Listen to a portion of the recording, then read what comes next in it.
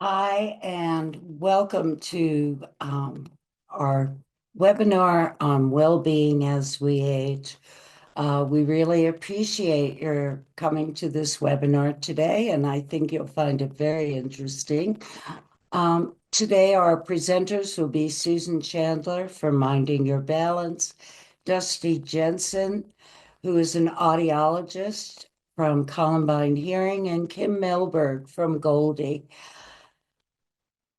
We are AgeWise Colorado, and we're here to help you navigate the aging journey. We are an online resource, as hopefully you know, and we are free to use at any time. Let me hold on, next slide. Excuse me, I'm on the wrong. We ask you, please, to mute your audio, turn off your camera. It helps us because we are recording this session and we'll be posting it on our website. If you have questions, by all means, just put them in the chat. AgeWise is providing, as you know, a very essential service of resources that we have vetted, so you know they are trustworthy. We do ask, if at all possible, since we are a nonprofit, you make a donation. And sometimes we don't have cash to make a donation, so you can volunteer. A little bit of time can be very helpful, and we greatly appreciate it. And this is information about each of our presenters. And as soon as we have it posted, you can read through them at any time on the website and revisit anything you might be especially interested in from the webinar today. And with that, I will stop talking and turn it over to our presenters. Thank you so very much. And again, don't hesitate to put your questions in the chat. Thank you very much. It's great to be here with everyone on AgeWise. When we're talking about well-being as we age, certainly balance is really critical.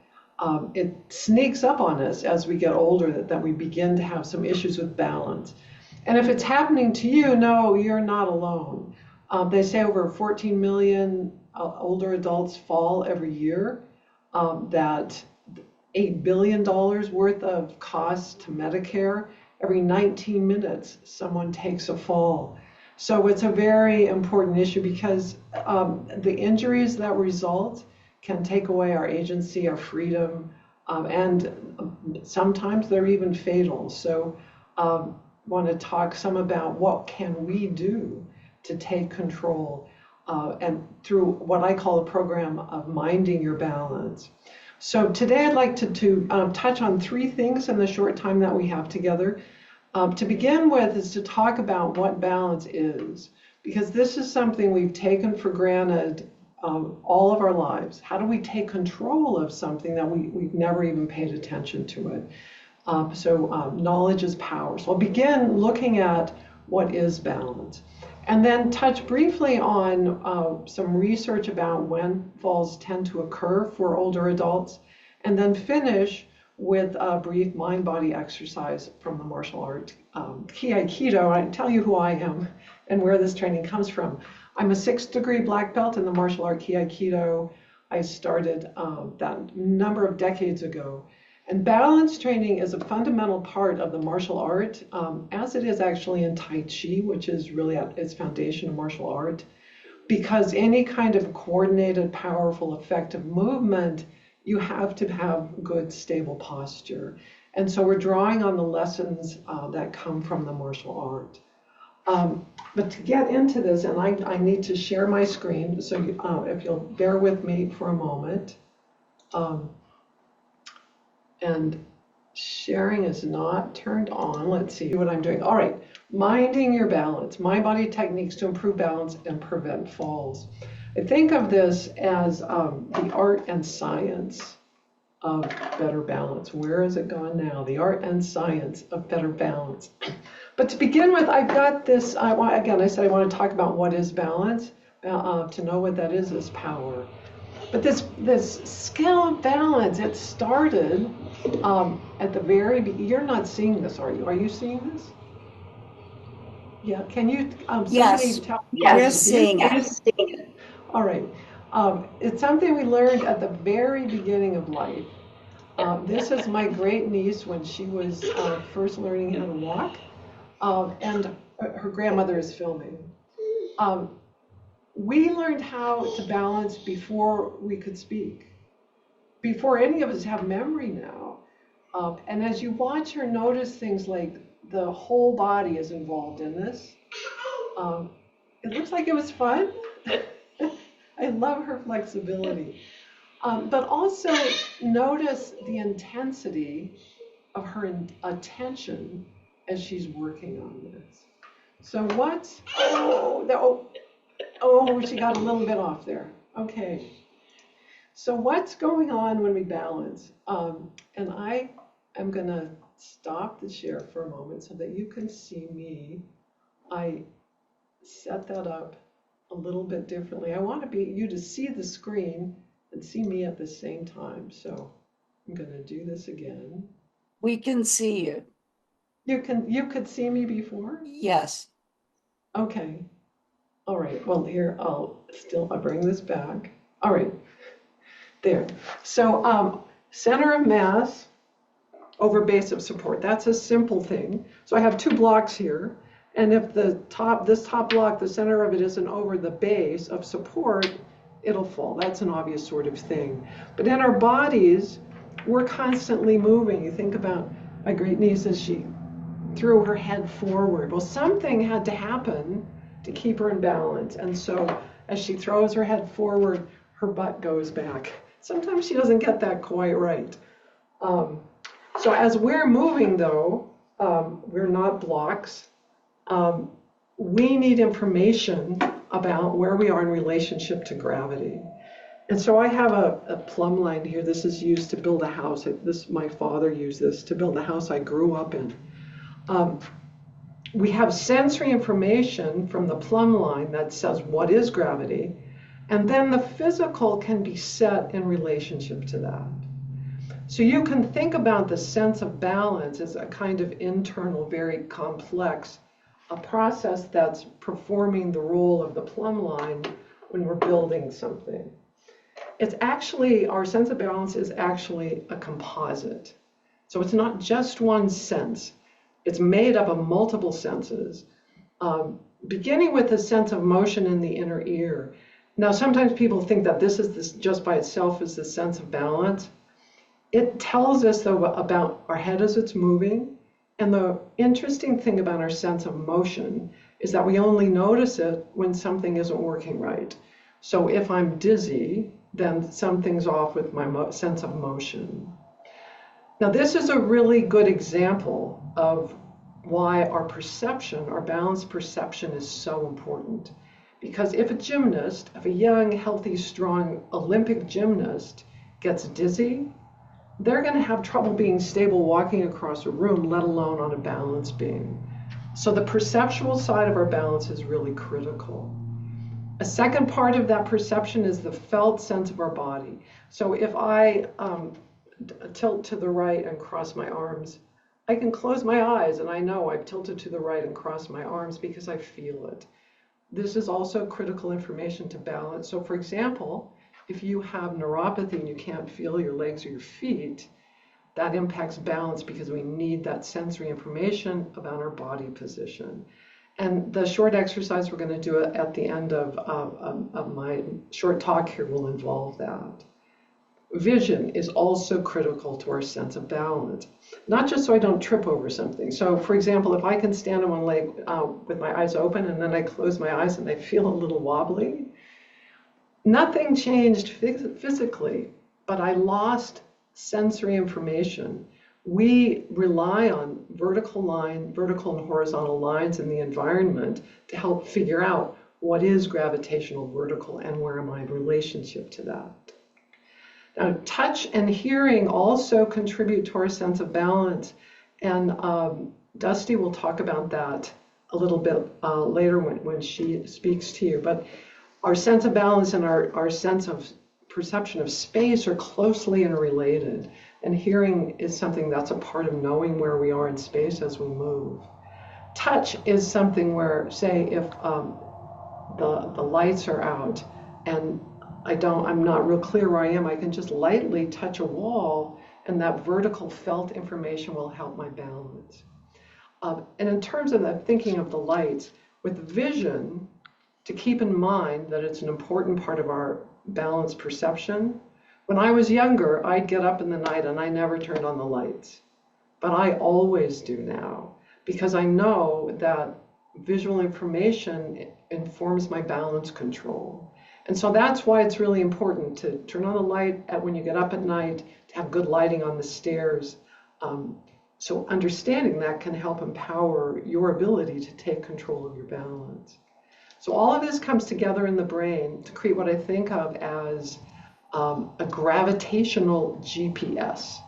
So it's telling me where I am in relationship to gravity, but we're always moving. So where am I in relationship to gravity as I move in the world? So that's my sense of balance. And if you think about this and take it all together as a whole, it's a complex, dynamic system. It's not just what do my muscles and joints do. It's this dynamic system that's made up of sensory, motor, and complex neurological activity that is adaptive to change and to challenge. And this is important for us as we age, because we're dealing with changes from just having lived a long time, the wear and tear on our bodies that end up creating challenges for our balance. So, oh wait, let me see. I got another one here. This is a challenge that maybe some of you out there were a gymnast, or you ride a bicycle, or you're a skater, an ice skier. When we do things that for fun and on purpose that challenge our balance, we have to pay more attention. She's not looking at her cell phone. She's really paying attention to where her body is in relationship to gravity. So we can take the lessons of sports like gymnastics or ice skating or skiing, where we bring our awareness into our balance, or the martial arts, and use that to help improve our balance. So before I talk a little bit more of that, I want to look at when it is that falls take place. So they did some studies in a couple of long-term living facilities in Canada, where they put up cameras in the common spaces. And they found some interesting things. So slipping, tripping, you'd expect that, running into things. But the most common cause of losing balance was what they described as incorrect weight shifts. And so that's the kind of thing where this complex coordination of sensory information and motor control, something's off. Like when Mia, my great niece, went too far forward, without going far enough back, and she lost her balance. It could be I'm turning around and I lean a little too far, my upper body goes and my feet are too slow. Or the other way around, I reach for something and I don't have that coordination from top to bottom. So what can we do to enhance that coordination in the face of these challenges that we've got just from having lived a long time? The wear and tear on our joints, maybe some loss of muscle mass, maybe some vision issues, some hearing issues. So again, we're going to go back to this concept of bringing mindful awareness into movement. So now let me get us out of here and come back now. Can you see me? Let's say I'm going to stop sharing. All right. So to think about awareness as something that can affect our balance may seem an odd concept, but if you think about, say, vision, driving a car, I can be driving a car and be looking straight ahead with my mind on something else. I'm okay as long as nothing unusual happens, but if there's some kind of sudden change or challenge, my reactions may be too slow. I may make the wrong choice. So bringing attention, awareness into our bodies and into something that enhances our sensory perception of balance is something that helps the nervous system better control our responses to remain balanced. So the activity that I'd like to have you do with me has to do with relaxing and aligning posture. So we want to have, that good aligned posture. And interestingly, something that takes us out of good alignment, well, it's tensing up. So if I'm working this way at the computer and I go to stand up, I don't have that good alignment because I'm holding my shoulders forward and up. And also tension itself can get in the way of balance. We may think if I tense up, I can protect myself. But because balance is dynamic, we need to be limber in order to remain balanced. So in this exercise, and again, you can do it sitting down and just follow along with me. There are three things I'm trying to accomplish. One is to relax, and through that relaxation, let my posture naturally align with gravity, but to bring awareness into the felt sense of my body, because we've taken it for granted, because we don't normally have to pay attention to it. So if you put your hand on a shoulder, and you can do this with me, and this is just giving us some more sensory feedback. Lift up your shoulders and hold them for a moment so you really feel it. Maybe you'll notice some curl in your back. I can feel some stiffness in my neck. And then I'm going to slowly let that down, relax and release that tension. Now, something that happens when I do that, let me do it sideways, and you could try it on the other side. I lift up my shoulders, but when I set them down, my posture grows taller. And you may have heard about pull your shoulders back and down, fix your posture. But if my shoulders are pulled forward and up, now I'm fighting against something to try to change that. What I really want to do is let go of this extra that I don't need. You could do it again. Put your hand on your lower back. Lift up your shoulders and notice what else changes by bringing up my shoulders. Feel it in my neck and my lower back. And then let that go. And bring your awareness into all of the changes that happen in your body as you relax and release. So this is just in general a good relaxation kind of meditation. It helps release tension. It helps align the body. But if I'm done that while I'm sitting down and I go to stand up, it's easy for me to stand up. If I've been sitting up and looking at my phone and scrolling, and my posture is like this, and I just try to stand up from there, I'm not faking that. It's actually hard for me to do because I've got issues with my lower back. So simple exercise, relax and align with awareness. So I hope that just brief introduction is helpful to you.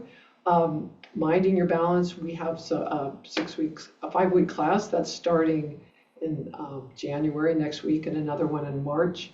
Also, lots of resources online at the website mindingyourbalance.com. So thank you very much, and I like to think of this all as artistry and aging. So I wish you all the best. Thank you so much, Susan. Great information. Dusty, let's turn it over to you. All right. Thank you. Thank you, Susan. That's definitely important information for everybody. Okay. Well, thank you very much for joining us, and thank you for having me. My name's Dr. Dusty Jessen. I'm an audiologist at Columbine Hearing Care, and I also have a practice called New Leaf Hearing Care in Arvada. So New Leaf is in Arvada, Columbine is in Littleton, and we are actually joining forces to be one company in the coming year called New Leaf Hearing Care. So we're in a funny little transition stage here. But I am excited to talk to you today about healthy hearing and the fact that healthy hearing means healthy living. And so we're going to get into what that means here. So what is hearing health? Well, first of all, it's something pretty different than what a lot of us hear about. We hear a lot about hearing loss, and we hear about hearing aids. And those are two things that not everybody really wants, right? So my goal in my practice is to promote hearing health within my patients. And this is what I see hearing health as: kind of 5 aspects that include ear hygiene, regular hearing checkups, appropriate treatment, noise protection, and nutrition and lifestyle. And we're going to go through each one of those individually. Let's start with regular checkups. So a lot of times people aren't sure when they should have a hearing test. And the recommended start time for getting your baseline hearing test is at age 40. And that surprises sometimes people because their doctor didn't tell them that they should get a hearing test when they turned 40. They told the women that they should get a mammogram. They told us some of us we should be getting colonoscopies, all these other kind of baseline tests that they're recommending, but they don't tell us about hearing tests. So that's something that we just kind of have to spread the word. So if you have a friend or family member who's wondering and they are age 40 or above, tell them they should go have a baseline hearing test. We want to test it and get normal hearing, because then we have a baseline, that's why it's called a baseline, to compare to down the road if a change happens. And of course, if there's any concerns, if you had lots of ear infections as a kid, it's good to get a hearing test earlier than age 40 even. So if your hearing is normal, then the recommendation is to have it retested every 3 to 4 years just to monitor it. And then after the age of 50, the recommendation is to test every 1 to 2 years. If a hearing loss is diagnosed, then the recommendation becomes yearly, that you should have a hearing test every single year if you know that you have hearing loss. And it's important to note that this hearing test should be with an audiologist or a certified hearing instrument specialist. Oftentimes, I'll hear people say, oh, well, there was a little kiosk, like a hearing kiosk, and I took a test on that. Or my doctor came up behind me at my annual physical and they whispered, and I could hear them whisper. So they think that that was a hearing test. Or recently, I had a patient tell me that they had a hearing test, quote unquote, over the phone because they were buying hearing aids online, and part of that process was to get on the phone and take a hearing test, which that one really stumped me because there's no way that a hearing test can be accurate over the telephone. A hearing test needs to happen in a sound booth, like you see on this picture, with calibrated hearing aid or calibrated headphones, calibrated audiometer, all of the important things that make a hearing test accurate. Okay, let's jump to the next hearing health feature, which is ear hygiene. And with this, I'm mostly talking about earwax. So earwax is definitely our friend most of the time, but some people do produce more earwax than what the ear can naturally flush out. So the ear is designed to move the earwax out of the ear laterally so that it can rinse out in the shower or in the bathtub. But sometimes people's earwax is very dry, and so it stays in the ear canal. Or sometimes they just produce a lot and it doesn't work its way out like it's supposed to. But earwax is a natural cleaner for our ears, so it's not a bad thing. And it also keeps things that we don't want going into our ears, keeps them out, things like bugs. So we want a little bit of earwax in there, but not too much. If you feel that you are having too much earwax buildup, the thing that you can do is when you're in the shower or the bathtub, really let the water and the shampoo get into your ears. Some people don't like the feeling of that, but it is good for them. It's good because it rinses out those ear canals. And I like to remind people to wash all parts of your ear. So remember to wash the upper part, the pinna, we call it, the earlobe, all the little nooks and crannies in your ear on the outer ear need to be washed. When you get out of the bath or shower, dry the inner ear or the ear canal with a tissue. So put a tissue on the end of your finger and dry it out that way. Do not put Q-tips or cotton swabs in your ear canals. That actually pushes the earwax in deeper and can cause what we call a blockage of earwax. So you can use Q-tips on the outer part of your ear, the little nooks and crannies around the outer part, but do not put them in the ear canal. And we, as part of your regular checkups, if you're coming in every 3 to 4 years or 1 to 2 years or every year, we look in your ears. That's called otoscopy. And if we see that there is a wax buildup, an audiologist will remove it for you. And that would be professional cleaning. You can often have this done at your primary care office also if they feel comfortable with it, but some of them don't. Audiologists are set up to do this. We have specialized equipment. This little machine that you see me using on my patient here is called an irrigator, and it just gently rinses the wax out of the ear. We also have special tools and special magnifiers that we use so that we can do this very safely. Okay, the next part of healthy hearing is noise protection. So just very basically, you need to protect your ears from loud noises. If you're going to be around a loud noise for an extended amount of time, definitely wear earmuffs or earplugs. This could be concerts, if you're mowing the lawn or using other machinery or power tools. I like to wear my earplugs when I go to fireworks shows. Those are very loud to me. And so the thing I want you to realize here is listen to your gut. And if your gut tells you, ooh, this doesn't feel right, this sounds really loud to me, then you probably should be wearing earplugs in that situation. And that's just going to protect your hearing because loud noises are one of the most common causes of hearing loss. Okay, nutrition and lifestyle is our next feature of healthy hearing. And so just like with any part of healthy diet, you want to eat lots of leafy greens, fatty fish, nuts and seeds, colorful fruits and veggies, whole grains and legumes. And you want to exercise regularly, including resistance training, which would be like light weightlifting. You can either use bands or very light weights, but all of that is very important to your overall physical health. And the reason that impacts your hearing is because it supports good blood flow to our inner ear.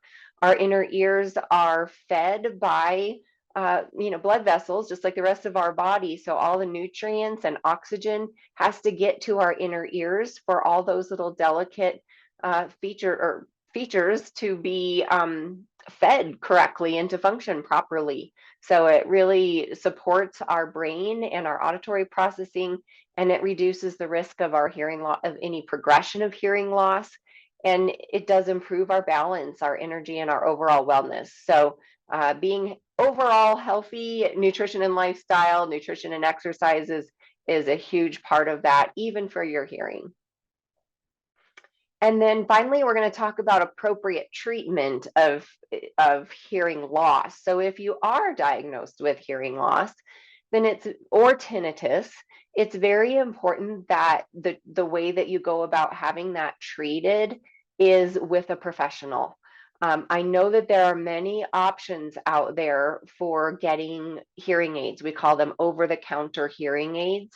And it was very exciting when those came out because everybody thought, oh, great, I can get cheap hearing aids and I don't even have to go in and see a doctor. And oh, it's going to be so great. And it's now been 4 years since the Over-the-Counter Hearing Aid Act was passed. And it has not gone well. The over-the-counter hearing aids are not working well for people. And that's just because there's a reason that audiologists exist and hearing instrument specialists. The professionals who have been trained to appropriately fit hearing aids on people are, I would say, 75% of what makes people successful with them. The widget or the device is the other 25%. And so being seen by a professional allows you to make sure that the physical fit of the device is correct, that the accurate prescription is programmed into the device. When you buy over-the-counter hearing aids, they just have presets. It's kind of like getting readers. You can go get readers at Walgreens. You can, see what your prescription is, a +1 or whatever, and okay, that seems good, and you get those glasses and off you go. Well, it doesn't work that way with hearing. Hearing is very, very complicated. And so getting that correct prescription into the devices is super important. A professional is going to verify the benefit of them. We put little microphones in your ears and measure the output of the hearing aids to make sure they're doing their job. And we also do so much education and counseling and follow-up care. So having that appropriate treatment is the way that you are going to be successful with hearing loss treatment, because louder truly does not mean clearer when it comes to hearing. Okay, so there are many benefits of healthy hearing, and we're going to whip through these real quick. I'll take you through slide by slide here. So the first is cognitive and brain health. And I'm certainly sure that most of you have heard about this because it's been in the news a lot. But when you appropriately treat your hearing loss, it reduces the risk of cognitive decline and dementia. It improves your auditory processing and mental clarity, and it improves your attention and executive function. So just kind of to summarize that, when the brain receives clear sound, it stays stimulated and engaged. And there are many, many studies that prove this now. Secondly, having good hearing health and appropriately treating your hearing loss promotes mental health and emotional well-being. So there are many studies that show that people who are treating their hearing loss with appropriately fit hearing aids have lower rates of depression and anxiety, reduced listening fatigue and frustration. So listening fatigue is just if you feel tired, if you've been out at a busy place with lots of noise trying to hear throughout the evening, and you come home and you just feel exhausted, that's listening fatigue. It improves your confidence and independence, and it promotes better mood and emotional regulation. So to summarize, communication difficulties often lead to withdrawal and emotional distress, but hearing aids help restore that connection. The next benefit of healthy hearing is social connection and quality of life. So all the research shows that when you have good hearing or you have improved hearing with appropriately fit hearing aids, you have more social engagement, better relationships, more participation in work, volunteering, and hobbies, and it reduces loneliness and isolation. And those things are linked to a higher mortality risk. So hearing aids actually help people stay connected, and studies show that hearing aids promote longevity, overall longevity of life. Hearing health definitely aids in physical health and safety. As you heard Susan describing, hearing is part of the balance mechanism. So when you have good hearing, you have improved balance and spatial awareness, which reduces your risk of falls.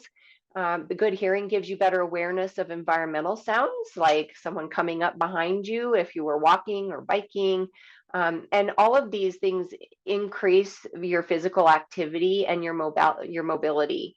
So hearing does play a key role in orientation, like where you are in a room, what your footsteps are stepping on, which improves your balance and your overall safety. And then this is kind of the obvious one. When you have good or better hearing, you have better communication and listening health. So you can understand speech more clearly. It's easier to follow conversations. You do better in background noise. And when you have appropriately fit hearing aids, it actually preserves your speech understanding over time because your brain is getting the input that it needs. So all research shows that early and consistent use of appropriately fit hearing aids helps to keep our auditory system healthy. I'm going to point out the early part. So the research does show that if you have diagnosed hearing loss, people do the best when they treat that hearing loss by age 70. The older we get, older than 70, the harder it is for our brains to adapt to that new sound. It doesn't mean you shouldn't do it. You need to do it at any age. I don't care if you're 100 or you're 50. The earlier you do it, the easier it will be to adapt to that sound. And of course, just in kind of summary, better hearing promotes overall wellness and longevity. So it does support healthy aging. It improves overall life satisfaction. Studies show that it's actually associated with a lower healthcare cost burden, and it enhances our ability to age in place safely. So in summary, healthy hearing supports a healthy brain, strong relationships, emotional well-being, physical safety, and overall quality of life. Treatment of hearing loss isn't just about hearing better, it's about living better. Thank you so much, Justy. Oh, I'm sorry. Yeah. No, that's it. This is how you would contact us if you need to get a hold of us. And I appreciate the opportunity to share here.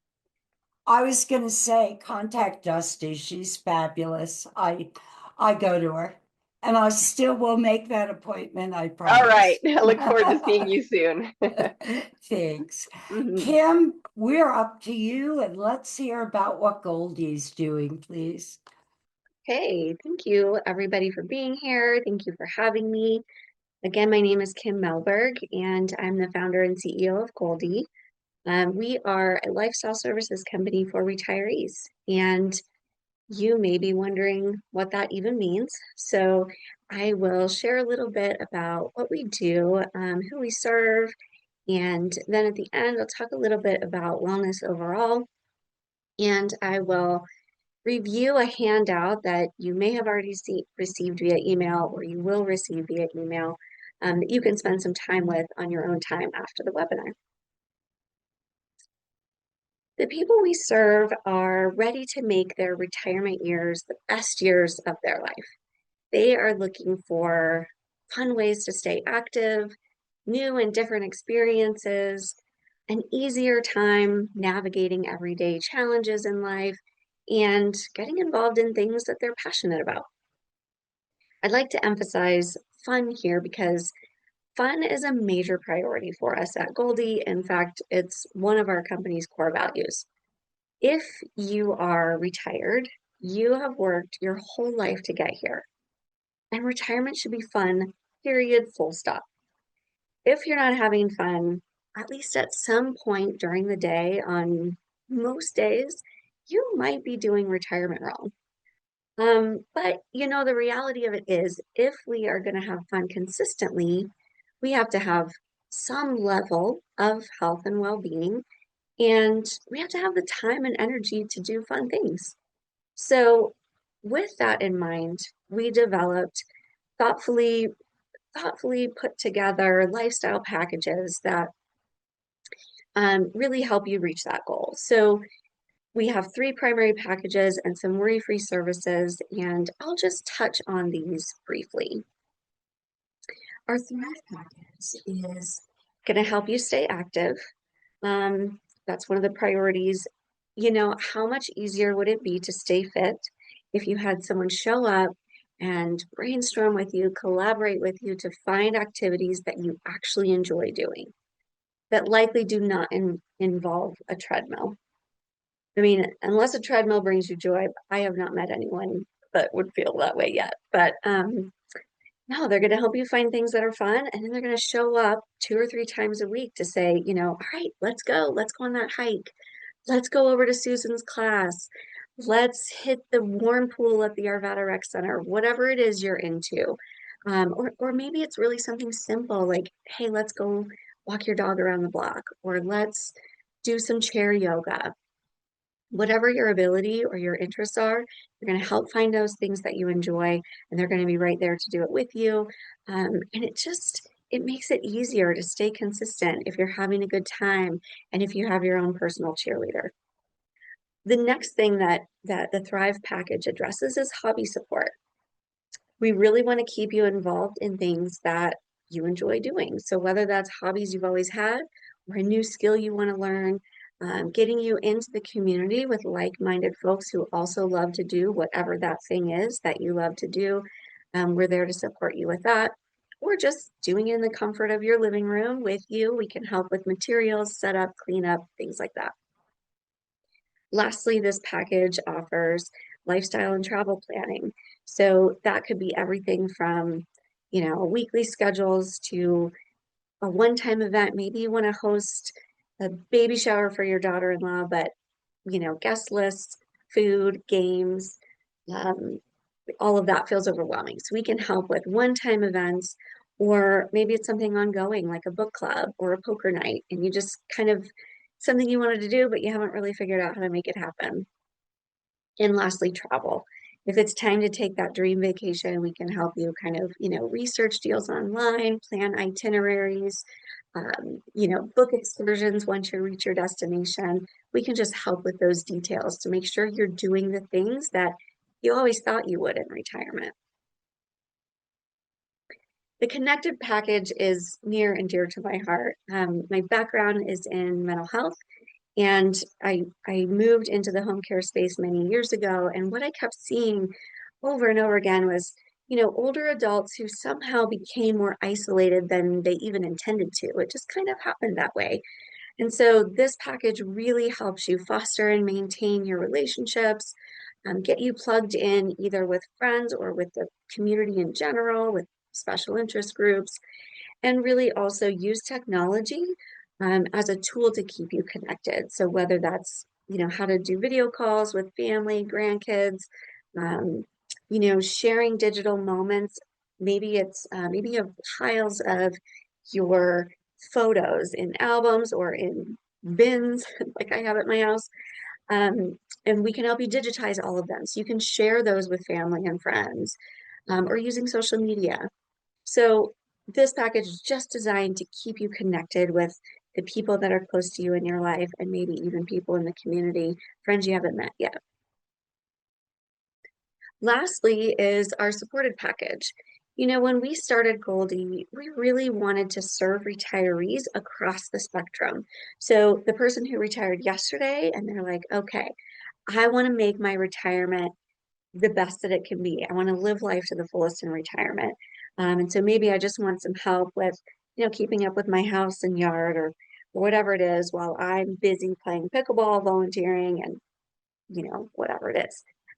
All the way through to people that need some more hands-on support. So this package is non-medical in-home care. It is help with mobility, bathing, grooming, dressing, those kinds of things. So that we can help people no matter what phase of retirement they're in. And also, maybe you're still pretty young and active, but you're going to have a surgery and you'll need more hands-on help for a week or two. We can help with that. And then it's nice to be able to get these types of services from a team you already know and trust, because we've already been helping you with other areas. So that is, another service that we offer. And earlier I mentioned, if we're going to have fun consistently, we have to have the time and energy to do fun things. So our worry-free services really free up your time and energy. That's what these are designed to do. So our Shine services are housekeeping. That can be light housekeeping through the week. It can be a deep clean, whatever you want that to look like. Our culinary services are really popular, really awesome. It's just so much easier to up your nutrition and improve your diet if you have culinary specialists to come collaborate with you on what you like to eat. Maybe you have recipes you want them to make, or maybe you want them to come up with the whole plan. And then they'll do the shopping for you if you want, or you can do the shopping, and then they just prepare meals for you in your own home. This doesn't have to be, every day. They can come out once or twice a week and prep several meals and then package them so that they're easy for you to just pull out and eat healthier foods. So that's an awesome choice. And our pause service, that is, pet care. Maybe you want to spend your time, just loving on your furry companion, and the daily tasks of caring for them feels a little bit like a burden. We can help with things like feeding and watering, walking the dog, coordinating vet and grooming appointments, things like that, if you need help in that area. And then lastly, if you're ready to stop managing your lawn on your own, we also offer lawn care. And these are just things that can free up your energy and your time to be doing things that are a little more fun or fulfilling, or to kind of give you a break physically. So, this whole webinar has been about wellness. And if we're going to think about living a healthier, more fulfilling life in general, it really has to start with our mindset. Can you visualize this phase in your life being fun and fulfilling? Is that something that you think could happen? Or is it already fun and fulfilling for you? Can you think outside the box or get creative about activities you could be doing, things you could be filling your time with?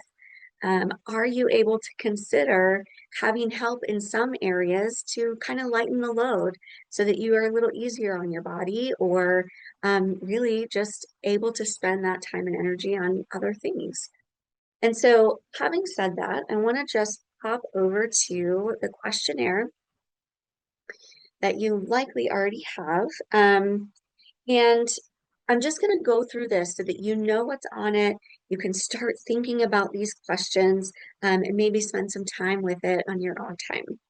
So this is just a gentle introspective exercise to help you reflect on the life you're living today and the life you still want to create.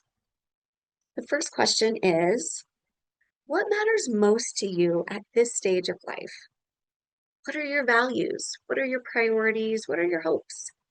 They might have changed from 10 years ago. They might have changed from last year, depending on what's going on in your life. So it is important to kind of revisit this. And it doesn't matter how old you are either. These are just great questions to ask yourself. What ideally do you want or wish you had more of right now? Is it activities, relationships, new and different experiences? What do you miss that you would love to reconnect with? What in your life feels overwhelming, tiring, or hard? Is it chores, errands, planning, fitness? That one feels hard. If those things were not a burden, what would you do with the time and energy you got back? And the last one is my favorite. In what ways do you want your life to feel different? Do you want it to feel more peaceful, more social, more adventurous, or more supported? So I encourage you to check this out, think through these questions, use this as a reset button. Who do you want to be now? This could be a new chapter, a new pace, a new chance to live life your way. And if you would like to discuss any of these things with someone, I'm happy to offer a free in-home consultation. Don't worry, this is not going to be an annoying sales pitch because I hate those as much as you do. No obligation to get any of Goldy's services, but helping people thrive in retirement, that's my passion. That's what brings me joy. And so I'm always happy to just sit down and have a conversation with folks about what their life looks like now and what they'd like it to look like. And then just kind of brainstorm and talk about some practical steps of how to move you in that direction. Maybe explore community resources that I could share that, might be helpful as well. So please don't hesitate to reach out. I'm happy to have a conversation with you. You can reach me with a call or text at that number, or you can even just schedule a consultation right on our website. But I appreciate being here, and I look forward to at least connecting with a few of you. Thank you so much, Kim, and all of you ladies. I mean, all of what you've talked about so contributes to our overall well-being. Does anyone, there were no questions in the chat. I'll give it one last anyone have any questions. Because we've got some great experts here. And I don't see anyone unmuting or raising their hand. Thank you so much. We really appreciate this. I think it'll be inspirational. And I'll tell you what, filling out your form, Kim, I think will help us pay attention to what Susan talked about, what Dusty talked about, your presentation as well. But it's going to take a lot of time and thought. Good use of time and thought. So thank you all very much for attending. It'll take about a week to do the editing on this webinar, and then you can revisit it at any time. You can find these providers on our website. We're here to help you anytime we can, and you can always call at the number that's also on the website. With that, I wish you all a great afternoon, and thanks for being a part of AgeWise Colorado.